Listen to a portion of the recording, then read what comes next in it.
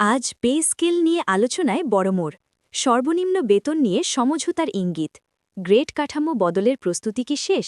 সরকার কি এখন শুধু ঘোষণার অপেক্ষায়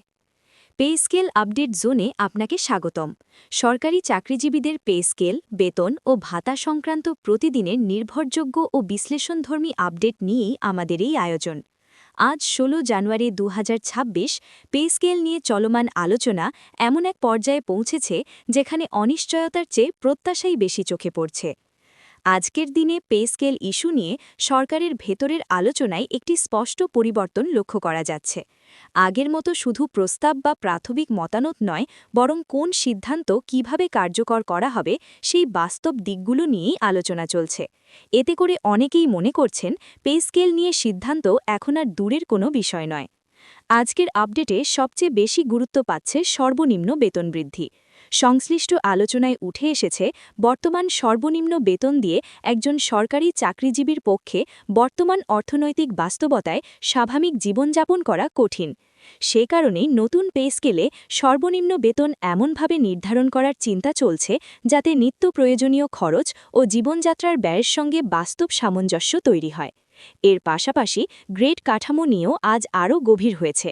বিদ্যমান গ্রেড ব্যবস্থায় কিছু ক্ষেত্রে দায়িত্বের তুলনায় বেতন কম এই অভিযোগ দীর্ঘদিনের আজকের আলোচনায় সেই বিষয়গুলোর নতুন করে বিশ্লেষণ করা হচ্ছে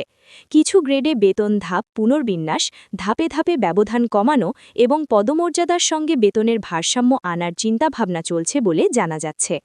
আজকের আপডেটে ভাতা ও অন্যান্য আর্থিক সুবিধা নিয়েও আলাদা করে গুরুত্ব দেওয়া হয়েছে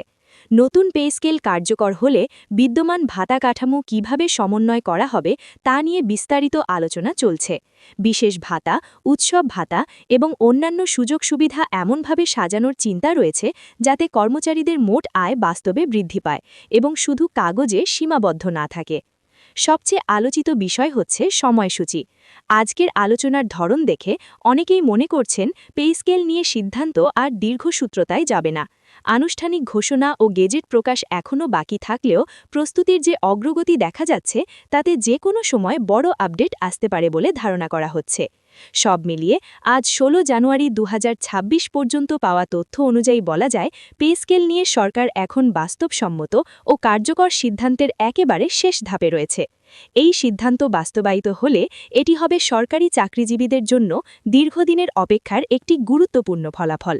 এটাই ছিল আজকের পে স্কেল সংক্রান্ত আরেকটি বিস্তারিত আপডেট নিয়মিত এমন সর্বশেষ ও বিশ্লেষণধর্মী খবর পেতে আমাদের সাথেই থাকুন পে স্কেল আপডেট জোনের সঙ্গে থাকার জন্য ধন্যবাদ খুব শিগগিরই পরবর্তী আপডেটে আবার দেখা হবে